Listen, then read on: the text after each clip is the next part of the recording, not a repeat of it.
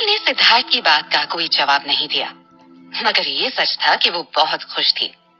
सिद्धार्थ आज उसे अपने साथ यहाँ अपने पेरेंट्स से मिलवाने के लिए लेकर आया था। इसका मतलब तो यही निकलता था कि वो अभी भी उससे शादी करने के लिए तैयार था। उसके पेरेंट्स को इस रिश्ते से कोई प्रॉब्लम नहीं थी और अब सिद्धार्थ भी उसके कॉलेज की पढ़ाई खत्म होने तक के लिए इस शादी को टालने के लिए तैयार हो गया था। सोनल के सिर से जैसे एक ही बार में सारी टेंशन दूर हो गई थी। ऐसे में खुश तो होगी ही ना वो। उसे तो अभी से ऐसा लग रहा था जैसे उसकी आधी प्रॉपर्टी उसे मिल भी गई है। मुझे बहुत खुशी है कि तुम खुश हो, मगर तुम्हें ये पता होना चाहिए कि सिद्धार्थ रॉय कपूर कभी भी फ्री में कोई काम नहीं करता है।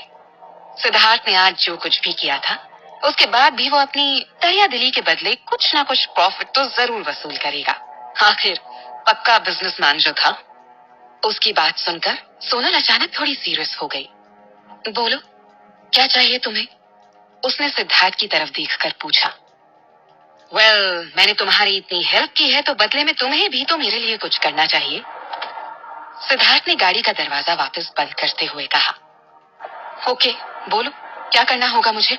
सोनल ने मजबूत आवाज में पूछा।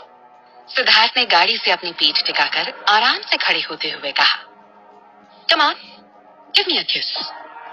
सोनल की आंखें हैरानी से बड़ी हो गई। व्हाट? घबराहट में 2 कदम पीछे हटते हुए उसके मुंह से बस इतना ही निकला। सिद्धार्थ क्या अब उसका बॉयफ्रेंड होने का नाटक कर रहा है? मगर किस लिए? हाँ, तो कोई भी नहीं था उन दोनों के सिवा।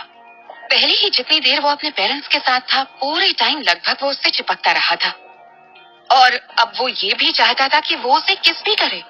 सोनल को उसकी बात सुनकर गुस्सा तो बहुत आया, मगर जाने क्यों सिद्धार्थ की बात सुनकर उसकी धड़कनें बढ़ गई थी। वो असमंजस से अब तक वहीं खड़ी थी। उसे चुप देखकर सिद्धार्थ की आंखों में हल्का सा गुस्सा तैर आया।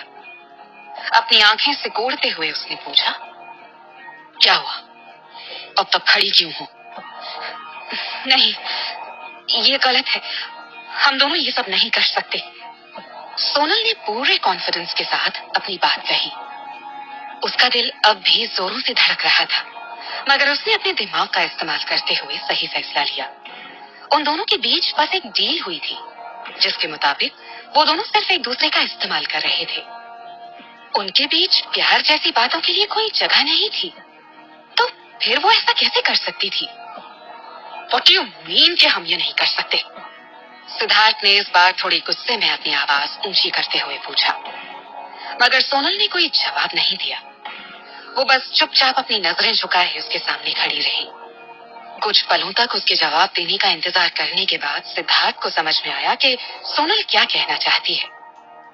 गुस्से में उसकी मुट्ठियां कस गईं। सोनल को देखकर अपना सिर हिलाते हुए उसने कहा, ओह हाँ, सही कहा तुमने, हमें ये सब नहीं करना चाहिए।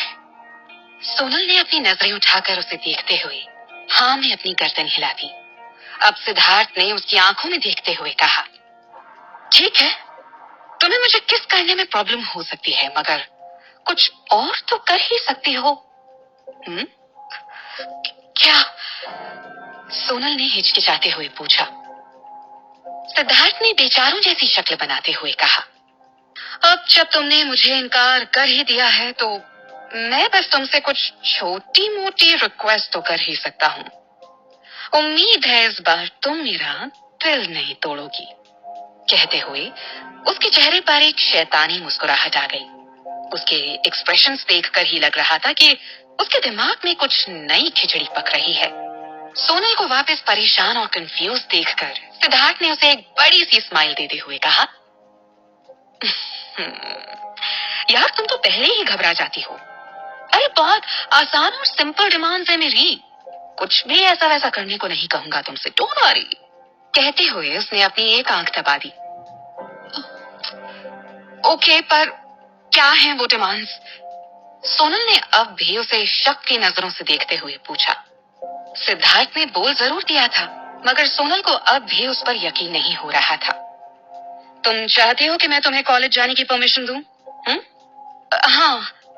सिद्धार्थ ने कार की कीज अपनी उंगली में फंसाकर गोल गोल घुमाते हुए कहा, ओके, नो प्रॉब्लम, तुम जा सकती हो। आखिर स्टडी भी तो इम्पोर्टेंट है ना? सोनल के चेहरे पर अब खुशी खुलकर नजर आ रही थी।